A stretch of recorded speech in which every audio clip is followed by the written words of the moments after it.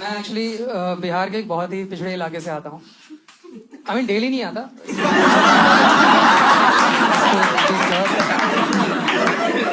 बस एक बार आया था, फिर कभी लौट के नहीं आया।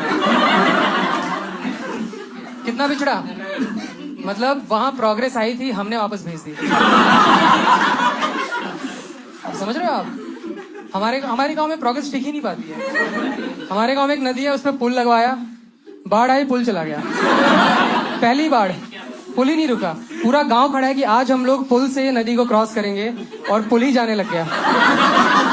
तो मतलब लोग कैंची लेकर आए, रिबन काटेंगे, और रिबन खिसक गया कैंची के बीच में से। पूरा गांव बस कैंची लेके खड़ा है बस ऐसे। और वो नदी में पुल बहते हुए जा रहा है, आगे जाके जहाँ नदी पतली होती है ना, वहां जाके फंस गया वो। किसी और गांव का पुल है वो।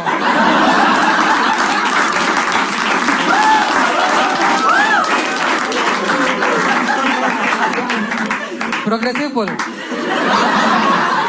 अब पुल चुनेगा कि वो किस गांव का है। तुम पुल को बांध के नहीं रख सकते अब, तुम बस पुल से प्यार कर सकते हो। अगर वो तुमसे प्यार करता है तो वो लौट के आएगा, समझ रहे हो? हम लोग गए उस गांव वालों से मांग रहे हैं कि भाई हमारा पुल वापस करो। हम 20 साल से गवर्नमेंट से मांग रहे थे, वो कह रहे हैं पर हम तो भगवान से मांग रहे थे ना, वापस कैसे कर दें?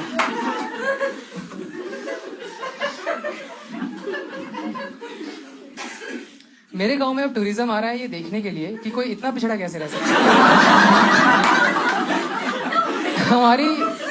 हमारी रेवेन्यू स्ट्रीम हमारी गरीबी है।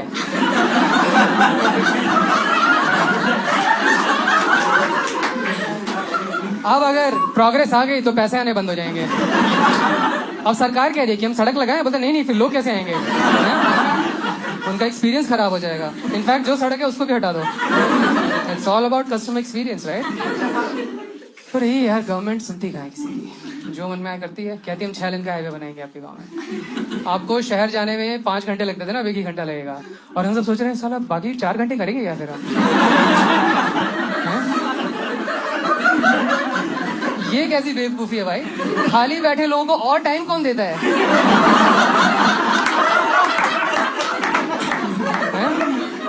गवर्नमेंट का काम ही ऐसा है, कड़ी धूप में जाके सूरज पे टॉर्च मार रहे हैं। लॉजिक ही नहीं है बिल्कुल इनकी काम में किसी। आप किसी गांव में रहो, इतना टाइम रहता है वहां पे लोगों के पास, इतना टाइम खत्म ही नहीं होता। मैं 2 दिन रह के अपने गांव में, घड़ी में 2 ही घंटे हुए थे। नहीं कटता भाई टाइम, बिल्कुल नहीं कटता। ये वर्ड्स लाइक ETA, डेडलाइन,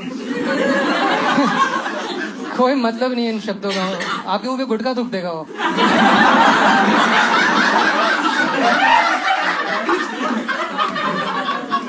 आप पूछ रहे हो किसी से, सुनो ये काम खत्म करने में कितना टाइम लगेगा? पर देखिए टाइम तो लगेगा। हाँ पर कितना? देखिए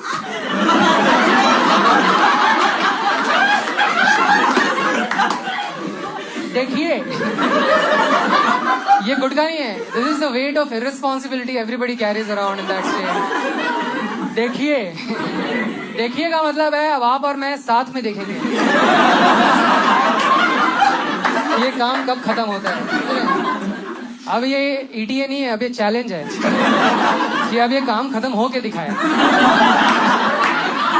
समझे? अब तो वक्त ही बताएगा ये कितना वक्त लगेगा।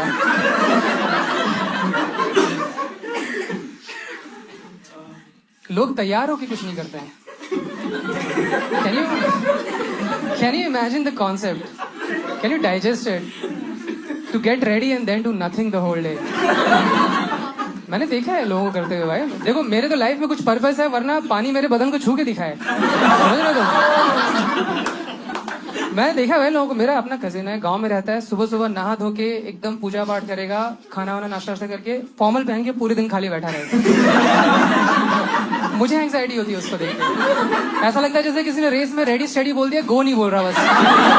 अब जाओ 15 साल से बस वेट कर रहा है कि कोई गो बोल दे उसको। एक बार आप प्रोग्रेस को मना कर दो ना, फिर आपको कुछ इंप्रेस ही नहीं कर सकता।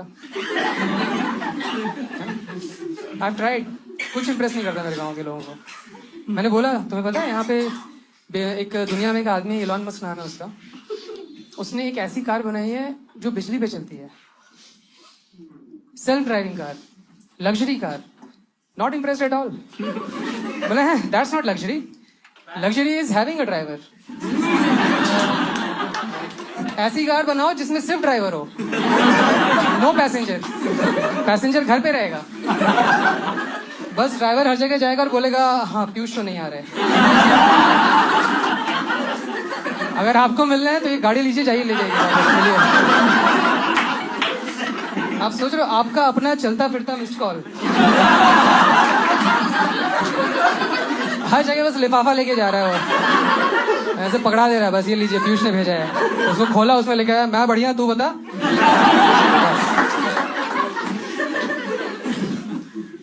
बहुत खाली टाइम। मैं लास्ट ईयर गया, मेरे फोन पे मेरे कजिन ने दिन भर बैठा रहा, खाली बैठा रहता है, जेम्स बॉन्ड की फिल्में देख रहा है।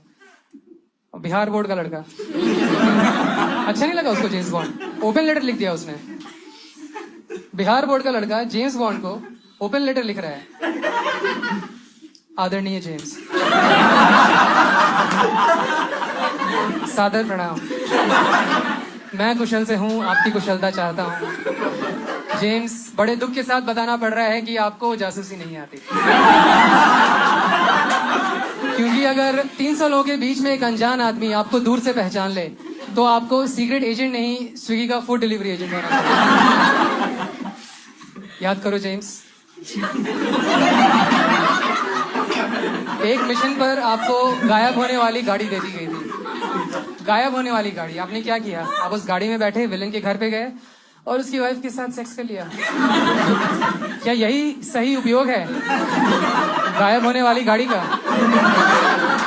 ये तलवार से आलू छीलने वाला एटीट्यूड कब जाएगा आपका?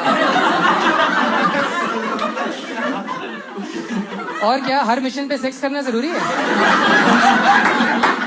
क्या देश की सेवा बिना सेक्स के नहीं की जा सकती? फिर ये आपको ही कौन सी बीमारी है जेम्स कि जब भी देश की सुरक्षा पे काल मंडराता है आपका खड़ा हो जाता है?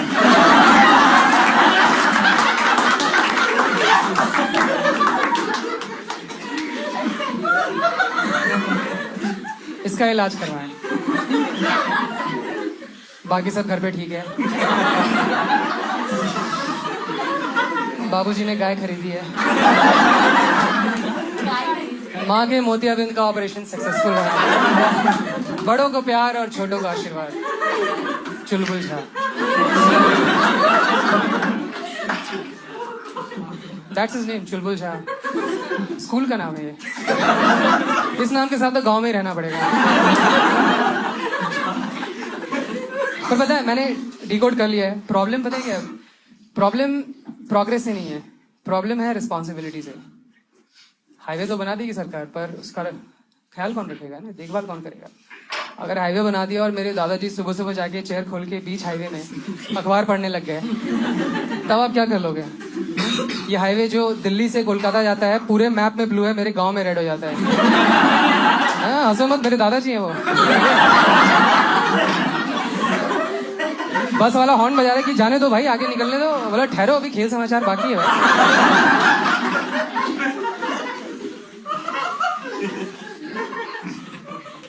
नहीं है, रिस्पॉन्सिबिलिटी नहीं चाहिए, इसलिए आज भी खेत में हगने जाते हैं। क्योंकि एक बार आपने खेत में हक दिया फिर वो आपकी जिम्मेदारी नहीं है। हगे और चल दिए बस, है ना? पलट के देखा भी नहीं, आखिरी सलाम तक नहीं। जैसे आपका कभी कुछ था ही नहीं वो, है? खेत में आके लोग ओशो बन जाते हैं। तुम क्या लेके आए थे? क्या आत्मा अमर है, शरीर नश्वर है। धोया भी नहीं है क्योंकि धोना नदी पे जाके है। तो 2 मिनट तो this extra slippery between legs, एकदम समझ रहे हो? जैसे साइकिल के चेन में एक्स्ट्रा ग्रीस नहीं डल जाती कभी, एकदम बॉबी देओल की तरह डांस करते हुए जा रहे हैं सारे के सारे। 90s की बॉबी देओल। मेरे गांव में सब बॉबी देओल है गाइस। कभी भी चले जाओ मेरे गांव, 50 बॉबी देओल नदी की तरफ जा रहे होंगे। मैं नहीं आ सकता खेत में हगने, मैं 10 बजे उठता हूँ। गांव के लोग 6 बजे उठ जाते हैं। मैं जब तक वहां जाऊंगा वो लैंडमाइन बन चुकी होगी। आप सोच रहे हो 50 बॉबी देओल ऐसे जा रहे हैं और एक बंदा बस बीच बीच में ऐसे ऐसे कहीं। Not a good scene, but I'll be honest guys, मैं उनकी गरीबी का मजाक नहीं उड़ा रहा, मैं किसी के पिछड़ेपन का मजाक भी नहीं उड़ा रहा हूँ। इनफैक्ट खेत में हगना ही बेहतर है। मैंने तीनों चीज़ें ट्राई की हैं, मैं आपको बता रहा हूँ, झूठ नहीं बोलूँगा आप लोगों से। खेत में हगना बेस्ट है। क्यों बताऊँ? इंडियन और western they are good, but they are little limiting in nature. समझ रहे हो? वो आपकी उड़ान रोक देते हैं, आपके पंख काट देते हैं, वो आपको एम्प्लॉय बना देते हैं। They make you follow rules. They are like colouring books कि भाई ड्राइंग बनी है, आपको जाके बस रंग भरना है उसमें, और रंग लाइन से बाहर नहीं आना चाहिए। पर खेत में पूरा कैनवस आपका है। You are the artist. जो करना है करो, जो रंग भरना है भरो, जिसके साथ भरना है भरो। सोलो सिंगर हो या बैंड में, आपकी मर्जी। खड़े होके, बैठ के, लेट के, पानी यूज करना है पानी यूज करो, वरना घास क्यों उग रही है वहां पे। तो अभी हंस रहे हो, बट थिंक अबाउट इट। एक खेत ही ऐसी जगह है जहाँ अगर आप हगने जा रहे हो ना, आपके घर वाले आपको दूसरा काम भी दे सकते हैं। किसी ने जा ही रहे हो तो सब्जियां लेते आना।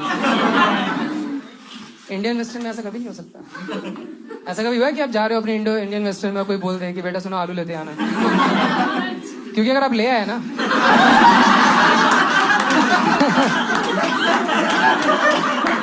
बहुत ज्यादा बड़ी प्रॉब्लम होगी। फिर सवाल उठेंगे, ये आलू आया कहाँ से?